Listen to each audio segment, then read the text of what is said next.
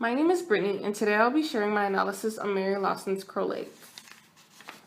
Crow Lake is a novel set in a fictional place in northern Ontario by the same name.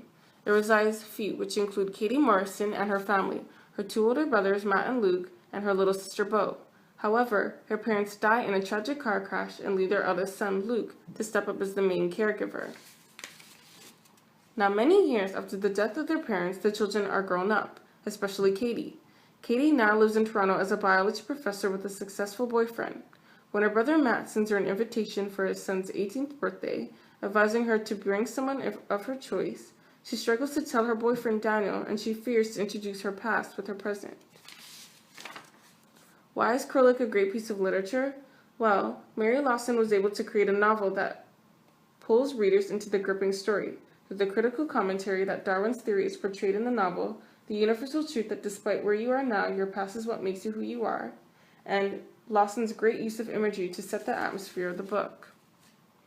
Nora Stovall, a scholar, has interpreted from the novel Crow Lake that the Morrisons' struggle to live with one another is similar to Darwin's theory. Stovall says their determination to live together reflects the Darwinian struggle for survival that Kate witnesses in the script lines growing up with the cracks in the Cambrian shield.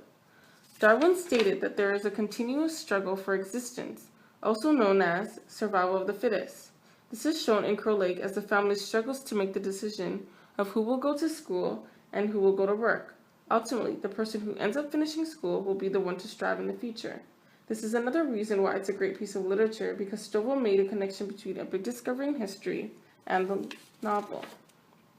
Along with the critical commentary, the universal truth is also a reason why Crow Lake is a great piece of literature. The universal truth from Crow Lake is that despite where one is now, their past will determine the person they are today. In the past, Katie is extremely close to her brother Matt, but now she is scared of introducing her family in Crow Lake with her boyfriend Daniel. In the novel, Kate says, "Memories, I'm not in favor of them by and large. But on the whole, I'd like to put them in an airtight cupboard and close the door." The universal truth of the novel is shown because Katie would rather forget her past, although her bonding with Matt over the ponds influenced her to be a biology professor. This is a part of why it's a great piece, because it can be a useful lesson to many. The last reason why Crow Lake is a great piece of literature is because of Lawson's great use of imagery to set the atmosphere of the book. Katie says, "We flew over miles and miles of nothing, of rocks and trees and lakes, beautiful and desolate as the mountain." Her use of literary device imagery had a positive impact on the novel. To conclude, the three reasons why Crow Lake is a great piece of literature is because of Nora Stovall's commentary, the universal truth, and Lawson's use of imagery.